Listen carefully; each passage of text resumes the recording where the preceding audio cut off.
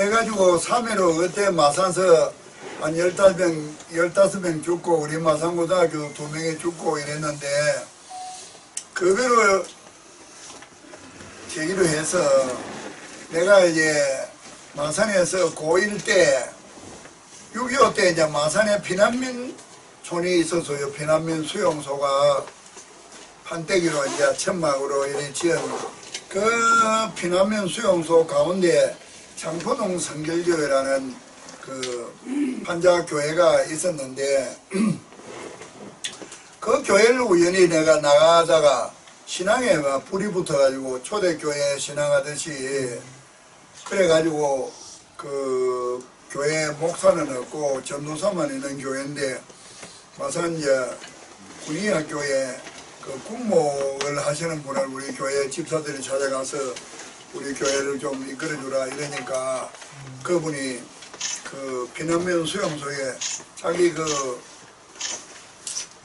육군병원 그게 사택이 있는데도 불구하고 피난민촌 그 교회 옆에 새벽기도부터 인도하겠다고 그 거처를 마련해 주라 해가 그분이냐 새벽기도부터 인도를 하는데 우리가 새벽에 그 당시는 종탑에서가 종을 쳤어요. 그래가 막 우리 친구들이 이제 몇 명이 되는데 그 막 새벽에 먼저 가가지고 종탑에 종철을 넣고 막 시합을 하다시피 열심히 다녔는데 그래가 아침에 새벽기도 갔다가 야산에 지금은 경남대학이 있고 이런 곳인데 그 계곡에 가서 이제 또 나무 뿌리 부수고 또 기도하고 세수하고 그래가 밥 먹고 학교 가고 학교 갔다 오면 또 막 교회부터 가서 책보다 나누고 기도하고 그런 식으로 우리가 신앙생활을 열심히 했거든요. 그러니까 6명이 이제 목사가 되자고 이래가지고 열심히 했는데 5사람은 신학을 갔는데 나도 서울신학 원서까지 내가 준비를 해놓고 원래 정치외교과를 갔습니다. 그 3.15 죽은 영령들 앞에 내가 민주주의 꽃을 피우고 당신들의 죽음이 헛되지 않도록 하겠다는 그런 이제 서약을 하고 그 내가 이제 고려대학교 다니면서 내가 고대 총학생회장을 하고 이명박 전 대통령과 전부 우리 같이 이제 동창이거든요. 그래 고향에 이제 선거한다고 내려가서 마흔에 이제 고향에 선거한다고 내려가가지고 2년간 이제 좀 활동을 하다가 42살에 이제 12대 국회부터 출마했는데 공천을 못 받아가 무소속으로 출마해가 2번을 낙방을 하고 10년을 내가 막 새벽 4시에 일어나서 약수터 오는 분들부터 인사하고 또 아침 먹고 나면 목욕탕 가서 또 뭐 떼미를 주면서 인사하고 뭐 재래시장 오후 서래시장 들어가고 저녁 때는 막 식당에 이런 데 가서 인사하고 이래가 10년을 내가 노력을 해가 무소속으로 이제 김영삼 화성에서 민자당 현역 재선 의원이 공천을 받아가 김영삼 씨가 10만 인프라 모아나고 찬조인설을 했는데 내가 무소속으로 동정표에 호소래가 60표 차이로 내가 무소속으로 당선이 처음 됐어.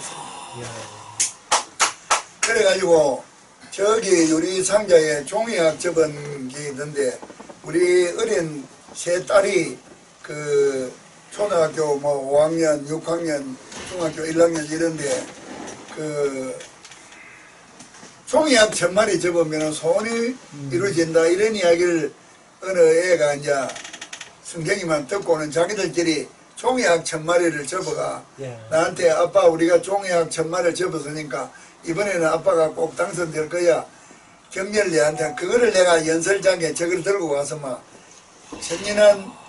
순진한 내 세 딸이 아빠를 잘못 만나가 메이커에 있는 옷도 못 입어보고 메이커에 있는 신발도 못 신어봤지만은 그래도 착하게 자라가 청교 어린이 회장도 하고 공부도 잘 했는데 이번에 종이학 1000마리를 접어가지고 종이학 1000마리 접으면은 소원이 이루어진다고 선생님이 이야기하더라. 아빠 우리가 종이학 1000마리를 접었으니까 아빠 소원이 꼭 이루어질 겁니다. 그러면서 내한테 이 선물로 종이학 1000마리를 줬다.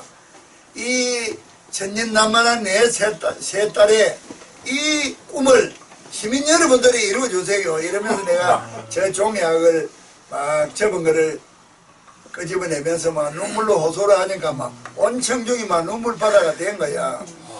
그래가지고 내가 60세표자위로 당선이 되니까 지방신문에서 종이약 1000마리가 기적을 낳았다 이런 제목으로 신문기사가 쓰여지는 극적인 그런 일이 있었죠.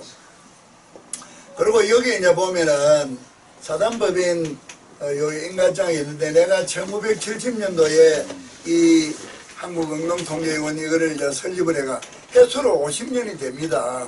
그래 여기 이제 학술 용역, 시장조사, 물가조사, 뭐 월간지, 물가지도 발행하고 이런 걸 하는데 한 40명 직원들 석사, 박사도 많은데 월급을 주면서 그래도 운영을 하는 거예요. 그래 지금은 내가 이제 우리나라가 갑자기 장수시대가 돼가 100세까지 사는 이런 시대가 왔는데 그 노인이 뭐 장수시대가 왔으면 그게 축복이 돼야 되는데 경제적인 여건이 안 따라주니까 사람마다가 그게 고통입니다. 오래 사는 것이. 그래서 우리나라가 개발도상국가 OECD 국가 중에 노인 병원율도 1위고 노인 자살률이 1위입니다. 그래서 내가 대한노인회 회장을 해가지고 국회의원들을 압도해가지고 스웨덴 노르웨이 같은 완전한 사회보장제도를 내가 우리나라에 좀 앞당겨 실시하려고 그래서 노인들이 그 안정된 행복한 그런 여생을 살아갈 수 있는 나라를 만들려고 지금은 전력투구로 노인의 회장 선거를 위해서 전국에 245개 시군구에 노인 회장들이 투표권이 있고 이래서 오늘도 그 익산 회장 딸 결혼식이 있어 내가 익산에 아침에 가서 그 축의금 주고 올라오면서 또 천안아산역에 내려가지고 천안아산 회장하고 좀 만나서 또 차 한잔하고 대화를 나누고 그래가 올라왔는데 또 누가 뭐 신문하고 무슨 책을 발행하고 시상식을 하는데 또 축사를 부탁을 하는 거니까 내가 바빠서 안 된다니까 막 차 속에서라도 인터넷으로 좀 이리 핸드폰에다가 해가 보내주래. 올라오면서 그놈을 축사를 쓰다 보니까 나는 종접이 용산역인 줄 알고 지나가길래 그냥 앉았더니 그 영무원에 와가 어디까지 가십니까? 왜냐면 자기들 보니까 용산역으로 써놨을 거 아닙니까? 행신역까지 가는 게가 봐, 그 차가. 그래 내가 여기가 용산역이라는 내 용산. 그럼 내린다니까 차가 떠나니까 못 내리니까 종점까지 전산 가야 된다고. 그래 그거 가서 역으로 지금 지하철 타고 이리 온 겁니다. 그때 그러니까 축사는 보내줬어요. 그러시군요. 참. 네, 아이고 내보고도 무슨 시상식 축사하고 또 시상식 해주라 또 뭘 해주라 뭐 원고를 써내라 무슨 단체 대표를 맡아라 뭐 어떻게 나를 가만히 안 두든지 내가 1인 몇 역을 합니다. 그러시겠죠. 예. 우리 김호일 총재님께서는 몇 년 전에 이 월드 기독교 총연합회 상임 총재님으로 수락을 해서 우리가 상임 총재님으로 모시고 있습니다. 예, 그러던 차에 또 지난달에 그 한국 언론 방송 기자협회 또 총재님으로 수락을 해서 며칠 전에 제가 인터뷰를 했습니다. 근데 그때 인터뷰한 여러 가지 내용 중에서 노인문화 건강증진센터 건립 지원에 대한 청원 국회 보건복지위원회 심사 보고가 이게 통과돼가지고 지금 여기 여러분들이 보시다시피 국회의장의 직인이 찍혀서 이렇게 지금 국회 재택 청원 이송 통지서가 지금 여기에 온 거를 여기에 이렇게 제가 확인하면서 그때도 그런 내용으로 질문을 했는데 우리 총재님 그 노인문화 건강증진센터 그 건립에 대한 그 청원 예, 그 내용에 대해서 말씀을 해주시면 고맙겠습니다. 예. 그러니까 우리 노인들이 100세 시대라고 불릴 만큼 그 장수 시대를 맞았는데 오래 사는 것도 중요하지만은 건강 수명이 100세까지 돼야 됩니다. 몸이 아파가지고 뭐 요양원에 신세를 지고 이렇게 해서 오래 사는 것은 본인도 고통이고 가족도 고통 아닙니까?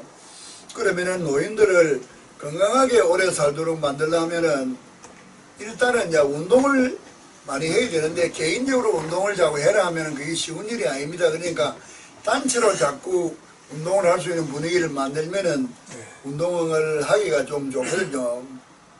그래서 전국에 245개 시군구에다가 그 국비를 들여가지고 노인문화건강센터를 내가 지어달라고 국회에 청원을 냈는데 그것이 내가 이제 국회의원을 삼선을 하면서 후배 국회의원들을 내가 설득을 하고 또 국회 각 당의 대표도 설득을 해가지고 지금 작년 말까지 우리나라 건강보험료 중에서 노인들한테 지출된 돈이 28조 8천억 원입니다.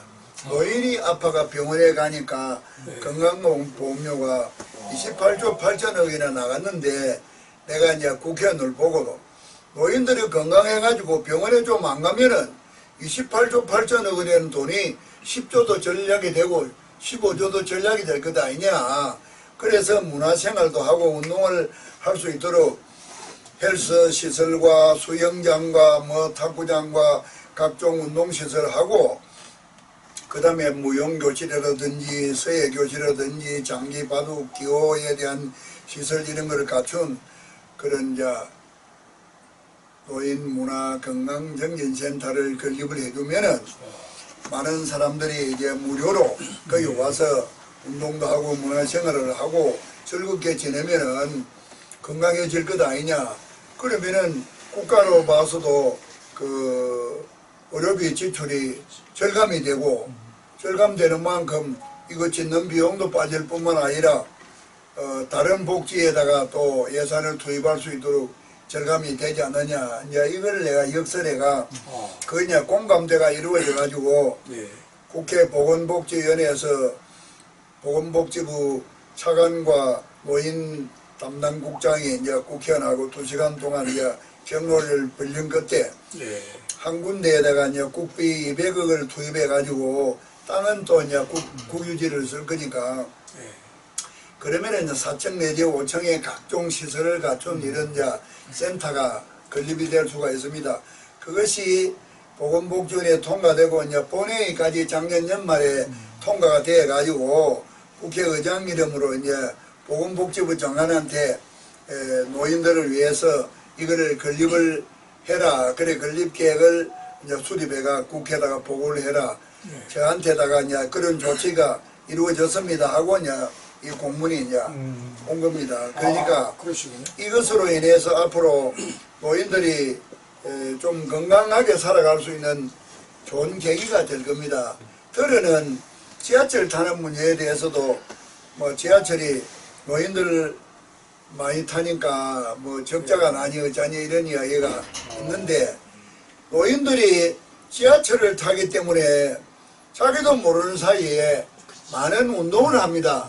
지하철을 공짜로 안 탈 때는 뭐 집에 있을 사람들이 지하철이 공짜니까 움직이잖아요. 그러면은 여러분들도 지하철을 타보면 알지만은 환승을 할 때 거리가 굉장히 멀기 때문에 많은 걸음을 합니다. 그래서 지하철 타고 왔다 갔다 몇 번 하고 환승을 하고 이러면 뭐 하루 만보 운동이 되는 거예요. 자기도 모르는 사이에. 그래서 지하철을 노인들한테 무료로 타도록 한다는 것은 노인 건강을 위해서 자기도 모르는 많은 운동량을 늘려주는 것이기 때문에 굉장히 노인들을 건강하게 만드는 방법 중에 하나가 됩니다.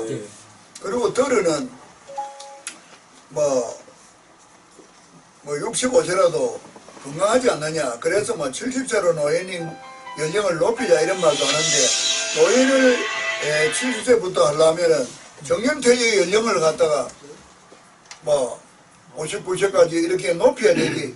정년퇴직은 일찍 시키고 65세부터 혜택받는 노인을 70부터 하면은 65세부터 69세까지는 공원에 가든 지하철도 다 돈을 내야 되는데 그러면 벌이도 없는 사람 보고 고통을 주는 것 아닙니까? 그래서 내가 그런 거는 아주 잘못된 발상이라고 내가 마무리해낸 겁니다. 그래서 세계 각국이 모두가 65세부터 노인을 삼는데 굳이 우리나라 왜 70부터 할 겁니까? 그런 거는 앞장설 필요가 없는 겁니다. 안 그래요? 예. 그래 이제 그런 취지로 내가 노인들을 건강하게 건강 수명을 오래 하도록 다시 말하면 9988-234가 되는 것을 실현하기 위해서 노인문화건강센터 건립을 내가 이제 앞장을 선 겁니다. 예, 총괄하셔서 예. 이미 이제 국회에 통과됐기 때문에 예. 이걸 이제 그 추진해가지고 건립을 해야 되잖아요. 내년부터 이제 건립이 됩니다. 아, 내년부터 건립 예정이시군요. 예, 좋은 말씀 감사하고요. 그리고 이제 우리 김호일 총재님께서는 지금 이제 사단법인 대한노인회 예. 그 중앙회 이제 회장에 올 9월 달에 지금 보궐선거에 지금 출마를 준비하고 있는 것으로 알고 있는데, 예, 그 점에 대해서 좀 말씀해 주시면 고맙겠습니다. 내가 이제 그 2000년도에 국회의원 3선을 했는데 네. 2000년도 내가 국회의원을 3선 했을 때 우리나라 노인 인구가 7.1%로 고령화 사회에 진입을 했습니다.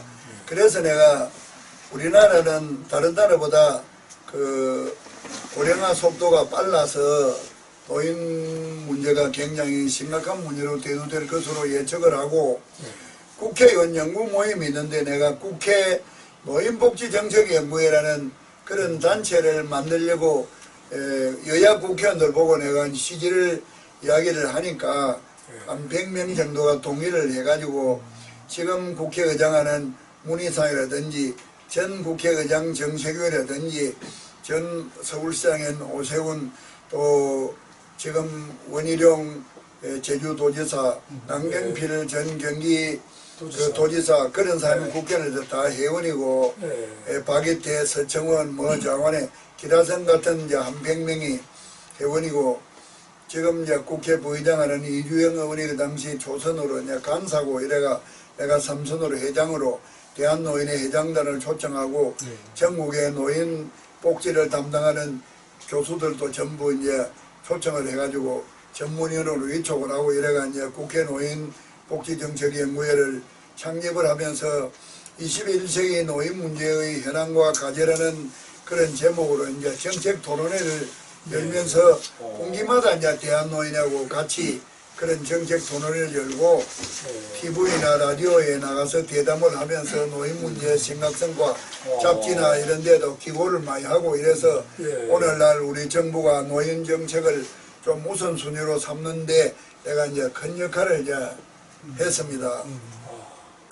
그리고 이제 내가 살고 있는 서울 성동구 그 옥수동에 있는 아파트에 아파트 생활이라는 게 재래식 동네는 이웃하고 이리 교제가 많고 정을 나누는데 아파트는 내 앞집 사람도 누군지를 모르고 너무나 그냥 고립되고 이기주의에 빠져 있습니다. 그래서 내가 정겹게 지내는 분위기를 만들려고 그 경로당에 가입을 하려고 하니 우리 아파트에는 경로당이 없어요. 그래서 내가 관리사무소에 가서 입주자 대표하고 오늘 내가 65세 이상 명단을 뽑아가지고 내가 기념품을 또 이제 만들고 해가 집집마다 내가 찾아다니면서 내가 국회의원도 세분한 사람인데 우리 경로당을 만들어가 서로 어울려가지고 널끔하게 재미나게 지냅시다.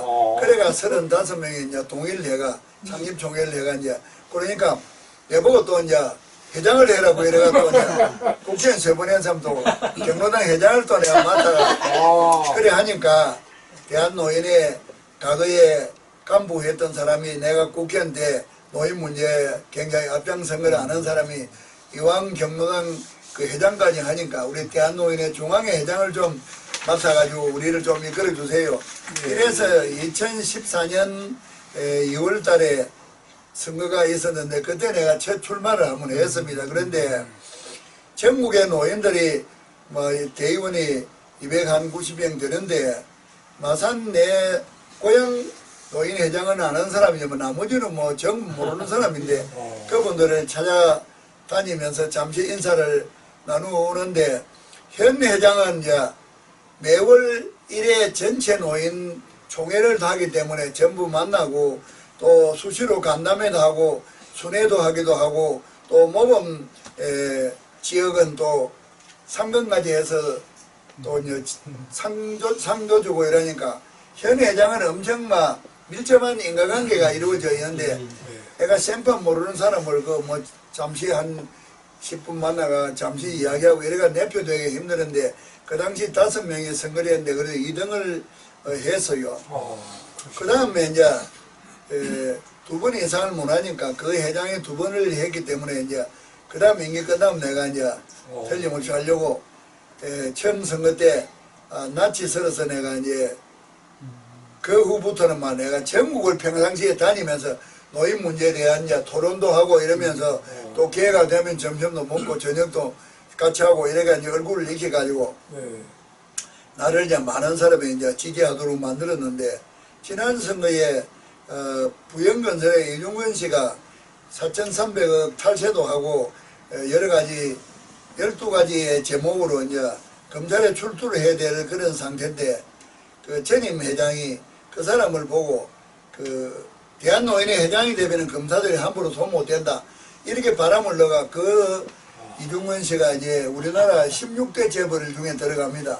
그리고 재산이 36조나 돼요. 그러니까 막 이분이 막 전체 노인한테 막 돈을 막 살포를 해가지고 막 돈 선거를 하는 바람에 내가 아주 몇 표 차이로 막 2등이 또 되고 말았거든요. 그런데 이분이 이제 노인 회장을 하는 것이 노인복지에 대한 일을 하려고 하는 게 아니라 자기 재판에 유리한 이제 도구로 대한 노인 회장 자리를 쓰려고 하는 그런 아주 불순한 의도로 이제 회장을 했는데 이분이 지금 1심에서 5년 징역을 형을 받았습니다. 그래 이제 고등법원 재판하고 이러는데 한 9월쯤 가면은 고등법원 대법원까지 재판이 끝나가 유죄가 이제 될 사람이니까 그러면은 회장을 그만둬야 되니까 보궐선거를 이제 할 거다. 그래서 내가 이제 지금 막 피치를 올리면서 전국적으로 마지막 이제 얼굴을 익히고 좀 지지를 다지는 그런 인간관계를 형성하는 일에 이제 매진하고 있고 그래서 오늘도 이제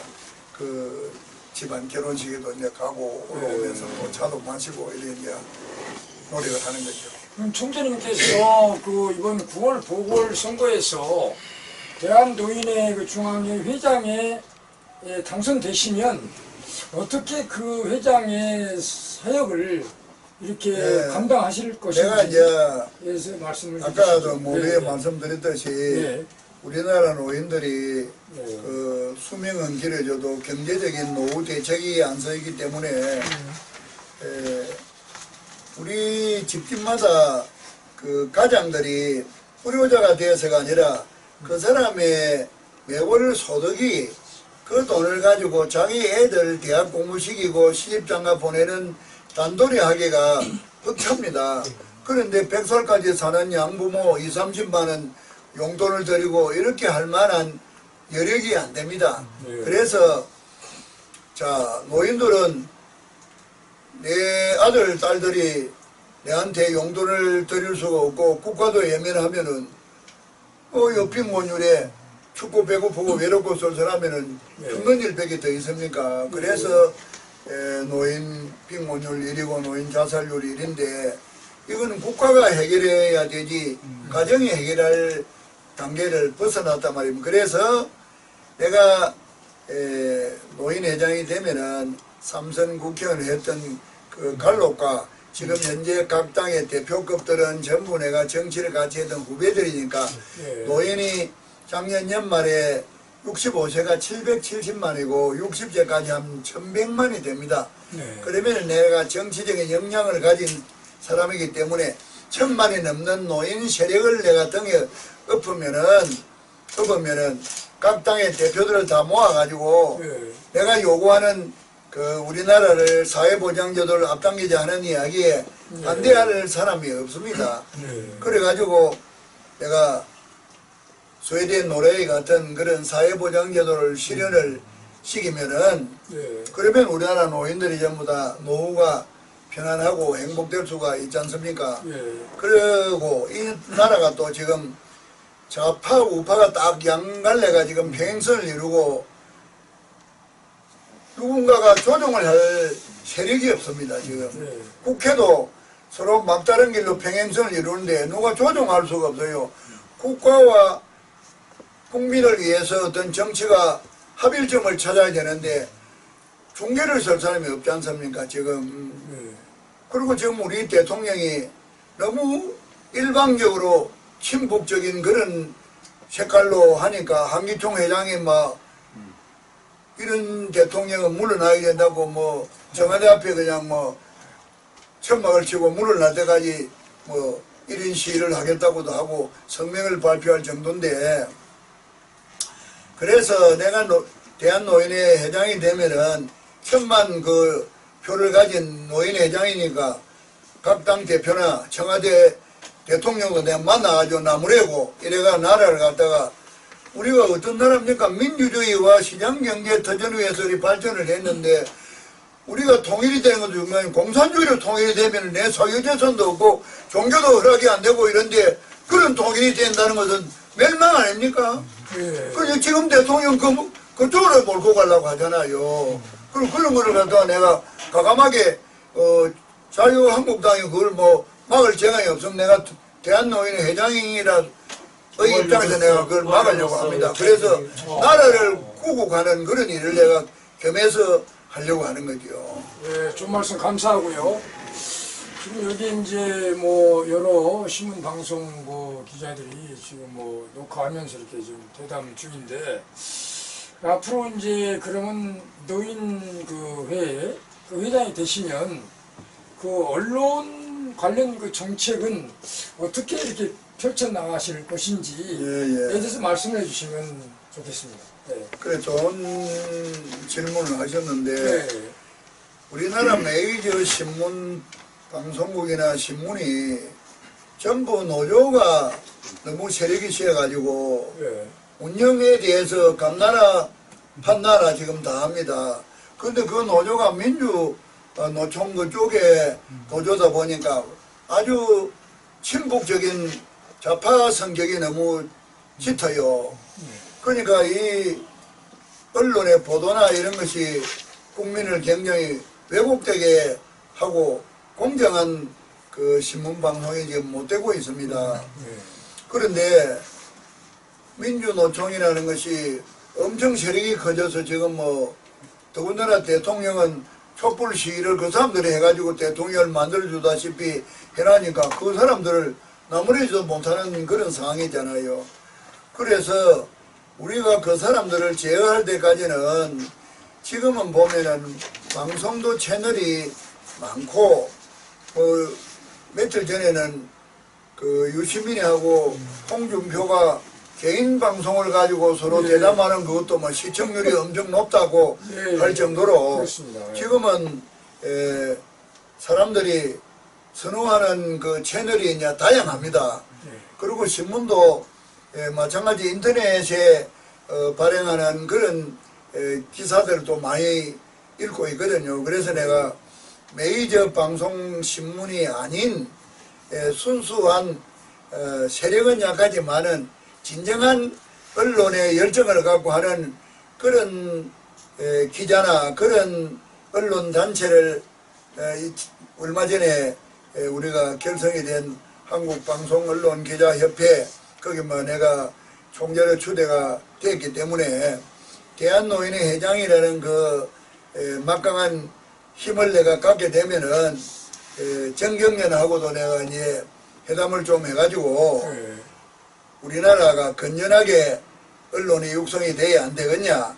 그리고 재벌도 정권이 조지고 이러면은 그걸 보호해주는 기사를 하나 써주는 언론이 없지 않느냐. 그러니까 앞으로 우리가 군사 언론들이 대거 그런 데 대해서 항의하고 또 여러분들을 위해서 좋은 기사를 쓰고 이래 하도록 내가 만들 테니까 그 육성 자금을 좀 내놔라. 이렇게 해서 내가 기금을 내가 뭐 10억이든 20억이든 받으면은 각 신문사 방송국에다가 내가 운영하는 데다가 분배를 좀 해드려서 여러분들이 하는 그런 언론이 좀 더 건전하게 발전할 수 있도록 해나가고, 그래가 잘 되면은 또 광고료가 더욱더 많이 들어오도록 해가지고 여러분들이 빨리 자리를 잡고 또 운영이 돼서 직업을 갖고 직업적으로 그 일을 할 수 있도록 수입원이 생기고 또 기자도 몇 사람을 월급 주면서 쓰면서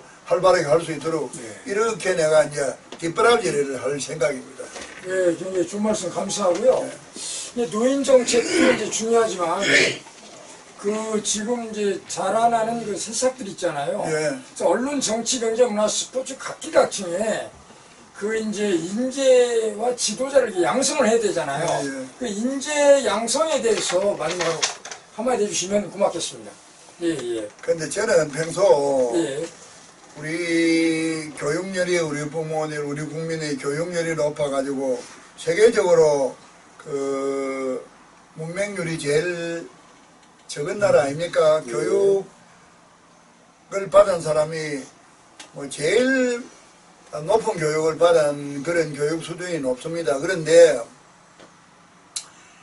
너무 그냥 인문학교에 가서 공부 잘해가 뭐 출세해라 이런 요구만 하고 있는데 사람마다 태어날 때 자기 소질이 있습니다. 내가 음악에 소질이 있는 사람도 있고 운동에 소질이 있는 사람도 있고 뭐 여러 가지 만드는데 소질이 있는 사람이 있는데 에디슨 같은 사람도 학교 안 다니고 발명의 소질을 개발해가지고 세계 발명왕이 됐고 뭐 여러 가지 있던데 오늘날 우리가 손흥민이라든지 또 뭐 유현진이라든지 이런 운동을 해내도 말이죠. 국위를 선정하면서 얼마나 많은 돈을 벌고 성공을 합니까? 그래서 지금은 초등학교에 하나급이 한 20명 내지 25명 정도입니다. 그러면은 그 정도 학생을 6년 동안을 가르치는 담임은 한 사람 한 사람에 대해서 관심을 가지니까 6명의 담임 선생이 마지막 졸업 순간에 평가를 하면은 이 학생은 공부를 해가 성공할래인가, 얘는 운동을 해가 성공할래인가, 얘는 예술계로 나가야 될는가 이런 것이 평가가 될 것 아닙니까? 그러면은 공부를 해가지고 성공할 사람은 인문중학교를 가는데 나머지는 체육중학교, 예술중학교 이런 거를 많이 만들어가지고 또 예술중학교도 뭐 바이올린과 또 뭐 피아노과 또 무슨 드럼과 뭐 여러 가지 다양하게 해가 그것도 또 소질들하고 체육도 뭐 야구과 뭐 축구과 뭐 배드민턴 뭐 이래가 나누어 가지고 아주 구체화식에서 훌륭한 그 자기 소질을 발휘할 수 있는 그런 교육으로 나가면은 각계각층에서 모두가 성공을 할 수 있을 거라고 생각하고 대학도 그 지금은 왜 애를 안 낳습니까? 젊은 사람들이 이제 집 문제가 제일 문제고 그 다음에 애를 낳으면 교육비가 이제 문제니까 그런 데 대한 자신감이 없어가 결혼도 안 하고 이제 애를 안 낳는데 국가는 자원에 애를 많이 낳을 수 있는 정책을 펴야 됩니다. 뭐 애를 한 세 좀 낳으면 아파트를 한 채를 공짜로 준다든지 획기적인 방법을 해서라도 집안 장만하려면 얼마나 힘듭니까? 그러니까 막 애만 성이 나면 아파트가 한 세 개 나면 뭐 때문에 애를 많이 안 낳겠습니까? 이런 식으로라도 파격적으로 해가지고 인구를 늘려야 됩니다. 인구가 곧 소비자입니다. 소비자가 줄어들면 경제가 위축이 되고 경제가 위축이 되면 나라가 망하는 겁니다. 그래서 앞으로 그런 극단의 그 인구 증가 정책, 교육 정책이 그런 식으로 이루어져야 되는데 제가 말하는 그런 식이 자기 소질대로 그 공부를 하고 실력을 발휘하게 되면은 각 분야에서 제 재능대로 성공을 하는 사람이 많아져서 젊은 사람들이 지금 방탄소년단 그 사람들은 뭐 유엔에 가서 뭐 연설도 다 하고 세계에서 뭐 비틀즈보다 더 인기를 얻는 그런 예술단이 안 되었습니까? 그러니까 그런 다양한 개성과 소질을 개발하는 그런 쪽으로 교육 방법이 이제 바뀌어야 된다고 생각합니다. 네, 좀 말씀 감사하고요. 제가- 잠깐만. 지금 그럼 여기 우리 기자분들께서 질문을 해주시면 제가 알겠습니다. 저는 HB 한반도 방송의 전태석 대표입니다. 제가 뭐 KBS 이 동네에 한 30년 이상 있었어요. 이거 옛날 이것도 살라고도 했고. 아, 그래요? 이거 안 팔더라고. 벌써 제가 협상 창구가 됐어요. 아, 그래요? 이거 못 샀어요. 근데 국회에서는 오히려 이 국회 회관을 사라고 억지 쳐갖고 제가 샀어요. 기조실에서. 그래 나도 늘 궁금해요. 이건 KBS 경내에 이질적인 건물 하나가 떡 들어있는 이걸 살라고 아무리 애를 써도 못 샀어요. 안 팔라 그러니까. 제가 질문하고 싶은 거는 이제 대한 노인의 회장이 되면은 이제 조금 전에 모든 정책 강령이나 이 정책에 대한 거를 잘 말씀해 주셨어요. 그런데 제가 이제 선거에 관해서 제가 좀 묻고자 하는데요. 이제 2번에 걸쳐서 차순위로 밀려났잖아요. 근데 요번에는 보궐선거라면서요. 보궐선거면 자녀 임기가 있을 거 아닙니까? 자녀 임기가 없습니다. 아, 바로 그냥 임기로 들어가는 또 거예요? 그때부터 4년. 아, 그러면 관계없구만요. 그럼 어차피 선거는 어차피 뭐 2분이나 하고 있는 국회의원도 해보셨으니까 이게 또 승리를 해야 되잖아요. 그러지 않으면은 이 정책, 그동안 노인 연구에 대해서 정책을 많이 연구한 것을 이제 드디어 이제 집행을 해야 되잖아요. 집행을 해야 되는데 이제 이 선거는 다른 후보자들이 계속 군이 또 접수가 되잖아요. 밀려와서. 그런 부분들을 아까도 정책을 여러 가지 하셨는데, 말씀을 하셨는데, 가장 중요한 거, 가장 큰 거, 이걸 하나 모르고, 지금까지는 2번 선거하셔갖고 정책을 많이 놓으셨을 겁니다. 그러니까 뭐 앞에 분은 또 뭐 재력이 있어서 또 그걸 돈으로, 그 앞에는 전에부터 이미 자리매김해서 사람들이 많이 알았어. 밀렸고 이런데, 요번에는 앞에나 뒤에나 이런 사람들이 없다고 봤을 때 가장 몰고 갈 수 있는 한 가지 내지 2가지를 민다면은 어떤 것으로 해서 이 투표에 유리한 고지를 점령하시는 지금은 이제 제가 만 6년째 이 노인회장 선거 때문에 전국을 누비고 있으니까 과거 내가 처음에 선거할 때 그 현 회장이 인간관계가 각 대의원하고 밀접한 그걸 내가 깨기가 힘들었는데 지금은 이제 자다가도 내가 전화만 하면은 뭐 상대편이 누군지 알아보고 막 반가워가지고 이리 할 정도로 서로 인간관계가 돈독해져서 다른 사람이 도전할 때 내가 처음에 느끼던 벽처럼 나하고 대의원하고의 이 밀접한 인간관계가 를 자기가 처음 나와가지고는 이룰 수가 없습니다. 그리고 이제 지금은 오랫동안 인간관계도 있고 내가 노인 비전이나 그 여러 가지를 이야기하는 데 대해서 공감을 전부 다 하고 있기 때문에 호흡이 맞고 또 그 스웨덴 노르웨이 같은 사회보장제도가 돼야 된다는 것은 각자마다가 절감을 하지 않습니까? 그것은 정치적인 파워가 있어야만이 해결할 수 있는데 이번에 내가 노인 문화 건강정이다 이런 것이 한 군데 200억을 들여가지고 250개를 만들면 5조가 들어가는 사업입니다. 이런 거를 내가 대한노인의 회장이 아직 당선도 되도 안 한 상태에서도 해내는 걸 보고 대단하다 이런 거를 전부 다 그냥 공감을 하니까 이 양반이 들면은 앞으로 뭐 안 되는 일이 없겠다 이런 이제 생각들을 다 하고 있기 때문에 지금은 이제 인간관계와 내가 이야기하는 비전을 모두가 공감을 하고 있기 때문에 그런 식으로만 하면 앞으로 대한노인회가 굉장히 대한민국에서 파워 있는 단체가 되고 자기도 입지가 굉장히 탄탄해지겠다 이런 생각을 합니다. 무슨 소리 하면은 지금은 대한노인회가 이제 사단법인인데 내가 이제 대한노인회를 대한노인회 법에 의한 법정단체로 내가 만들려고 합니다. 지금 재향군인회는 대한민국 재향군인회 법에 의한 법정단체입니다. 퇴직경찰도 대한민국 재향경우회 법에 의한 법정단체입니다. 새마을도 새마을운동 육성법에 의한 법정단체고 빠르게 살기도 빠르게 살기 육성법에 의한 법정단체가 법정단체가 되면은 국고가 이제 지원이 됩니다. 사단법에는 이제 운영비를 국비로 못 줍니다. 그러니까 이제 경로당을 무시를 못 하잖아요. 그러니까 경로당에 점심 먹는 이런 거를 국비로는 못 주고 지방비로 시장 군수 구청장이 경로당 정신값을 지원하고 그 다음에 그 도시에 경로당 회장이 목포면은 목포에 뭐 500개 경로당 회장이 뽑은 목포에 그 대한노인의 목포 지회장이라는 그 대표 그 사무실에도 목포시에서 좀 재정을 좀 지원합니다. 그런데 재정을 좀 지원하는 사람은 자본주의 사회에 큰 소리 치는 거 아닙니까?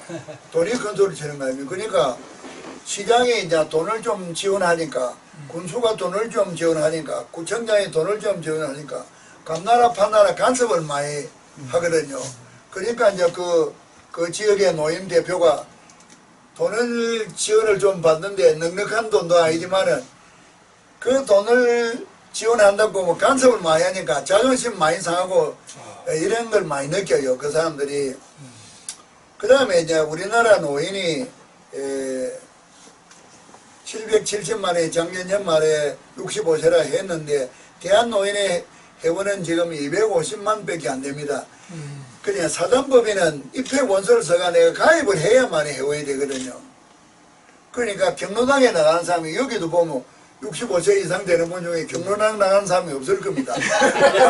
그것처럼 이제 하이칼라 계급은 경로당에 거의 대부분이 안 나가잖아요. 그런데 대한노인회가 이제 법의한 단체 되면 그 정간에 우리 국민이 65세가 노인이니까 당연히 그냥 정회원은 65세 이상의 대한민국 국민, 준회원은 60세 이상 대한민국 국민이라고 못을 박으면은 뭐 본인 의사하고 상관없이 그 나이가 되면은 대한노인회 회원이 자동으로 되거든요. 그래 제한군인에도 그 정간에 보면은 육군, 해군, 공군, 예비역이 회원 자격으로 딱 모시 바뀌어가 제대하면은 막 본인이 원하든 안 하든 자동으로 제한군인의 회원이 되고 퇴직경찰도 마찬가지로 퇴직하면은 그 경우에 회원이 되기 때문에 모든 퇴직경찰은 자동으로 그 퇴직경찰 모임에 들어가는 회원이 되고 또 대한민국 헌정에도 전직 의원들도 전부 다가 자동으로 회원이 되도록 법에 의해서 그렇게 되어 있으니까 내가 이제 대한노인회를 법정단체로 만들면은 국비가 이제 지원이 됩니다. 네. 그러면은 이제 시장군수구청장이 돈을 몇 푼 내도 국비가 나갈 때는 지방비는 당연히 따라서 나오기 때문에 자기가 돈 몇 푼 낸다고 생색을 전혀 낼 수도 없는 일이고 지금은 또 이제 그 지회장이 250명이나 되는 사람이 능력에 따라서 시장군수한테 돈을 좀 더 받고 그 지역의 유지들도 많이 참조금을 많이 내도록 만들고 하니까 전체가 그 운영 살림살이가 다 각양각색입니다. 능력에 따라서. 그런데 이제 대한노인회가 법정단체 되면 국비로 오고 막 일률적으로 직원들도 조견표에 의해서 봉급이 나가고 지금은 호봉제도 없고 퇴직금도 없습니다. 직원들이. 뭐 15년을 근무해도 뭐 150만원, 150만원 뭐 이런 상태거든. 아주 열악합니다. 네, 그런 걸 내가 이제 해소를 시켰다고 많은 이야기를 하니까 내가 되면은 그런 것이 해소된다. 이런 걸 전부 다 공감을 하니까 없다 하면은 이제 돼야 되겠다는 걸 이제 나보다도 더 절실히 이제 느끼고 있거든요, 사람들이. 또 한 가지는 네, 지난번 선거에서 그 간단하게. 앞에 대표 되신 분이 근권 선거를 아무리 했을 것 같은데 네, 건설회사 회장인데 근데 차순이 되셨는데 선거 끝나고 났는데 이의 제기를 보통 선거는 이의 제기를 하는데 이 차순이 되면서 근권 선거라는 걸 아시면서 가만 계셨는지 네, 두 가지가 있습니다. 하나는 공소시효라는 게 있지 않습니까? 이제 이 정관에는 5일 안에 이의 제기를 하고 이렇게 되어 있는데 당선된 그 당선자가 이제 나한테 수습 부회장을 맡겨가지고 자기는 뭐 재벌이 바빠 안 되니까 모든 업무를 다 하도록 맡기겠다. 의형제를 또 맺어가 평생을 지냅시다. 이렇게 하면서 식사를 하면서 모임을 내하고 잘 가까운 어떤 분하고 서서 모임을 했거든요. 그러니까 나는 그 말을 믿고 내가 공소시효에 고발을 내가 못하도록 못하면 연막을 제가 나를 이제 꼬신 일이 있고 그 다음에 이 사람이 이제 선거 때부터 내가 되면은 지금은 이제 각 그 시군구 대표가 한 달에 돈 100만 원이 채 안 되는 정도의 판공비를 받습니다. 그런데 내가 되면은 그 약점을 알아가지고 내가 되면 내 사비로 100만 원을 주겠습니다. 이렇게 연설을 해서요. 그러면 대의원 매수죄에 해당이 되잖아요. 내가 되면은 돈을 100만 원을 주겠다는 것은 대의원 매수죄잖아요. 그렇지. 그래 지금도 줍니다. 그거를. 기업만 보. 지금도 주니까 건 2년 가까이 주니까 한 달에 100만 원을 받았으면은 2,400만 원 가까이 받은 거 아닙니까? 각 그렇죠. 그러니까 이제 이분이 나쁜 줄 알아도 돈 100만 원을 내가 받는 거 때문에 이 사람을 불신이 만다든지 이걸 하지를 못하는 양심이 마비게 돼가지고 이 자본주의 사회에 이놈 돈을 가지고 사람들을 갖다가 완전히 그막 노예로 만들어 놓고 있는 거죠. 이제는 뭐 그런 일이 없겠다. 그런데 그 지금 돈을 주는 것이 지금도 고발을 하면은 걸립니다. 그게. 그런데 받는 사람도 걸립니다. 그렇지. 맞아요. 주는 놈도 걸리지만 받는 사람 걸리는 내가 전국에 대의원을 몽땅 다 재판을 걸도록 할 내가 고발을 할 수가 없는 거야. 전부 다 줬으니까. 그러니까 울며 겨자 먹기로 내가 묵인을 할 수밖에 없는 거다. 과정에 대한 내용을 잘 들었습니다. 네, 알겠습니다. 자, 지금까지 좀 말씀하시고 마지막 이제 그 질문입니다.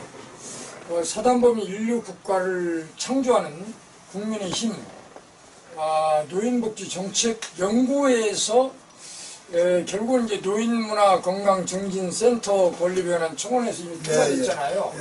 거기에 대해서 이제 마지막으로 비전에 대해서 말씀해 주시면 고맙겠습니다. 저는 이제 우리나라가 교육 수준이 높아서 잘만 리드만 하면은 모든 분야에서 세계 1등이 될 수 있는 그런 여력을 우리 국민이 갖고 있습니다.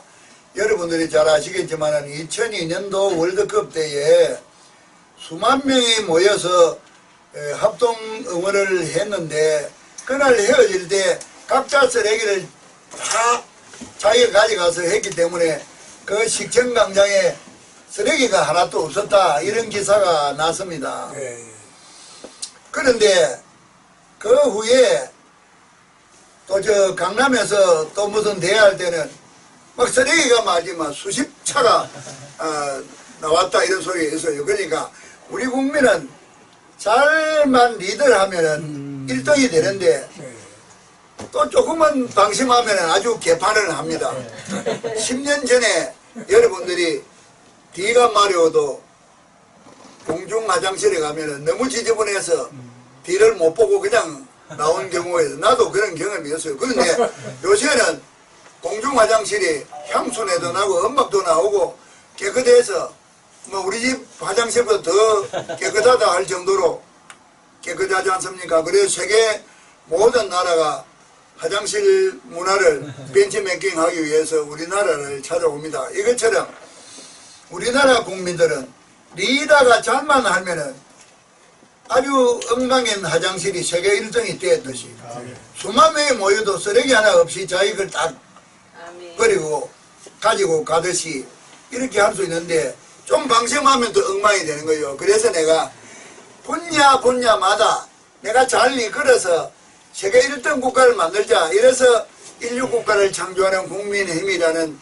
사단법인체를 내가 이제 국회 사단법인으로 설립을 했는데 그런 취지로 설립을 했는데 내가 뭐 목사도 개척교회 목사도 해야 되지 뭐 또 해야 되잖아. 너무 하는 게 많다 보니까 그런 일들을 이제 추진을 잘 이래 활발하지를 못했는데 앞으로 내가 이제 대한노인회장이 되면 이런저런 모든 일들을 나라 일들도 국회부터만 내가 전부 정화를 시켜가지고 우리나라가 아주 빤듯한 인류국가가 되도록 만드는 그런 일을 할 겁니다. 네, 오늘 그 좋은 말씀 대단히 감사합니다. 상당히 기대가 됩니다. 다시 박수로 영광을 돌리겠습니다. 감사합니다. 대단히 감사합니다. 감사합니다. 그래 앞으로 이제 자주 만나입시다.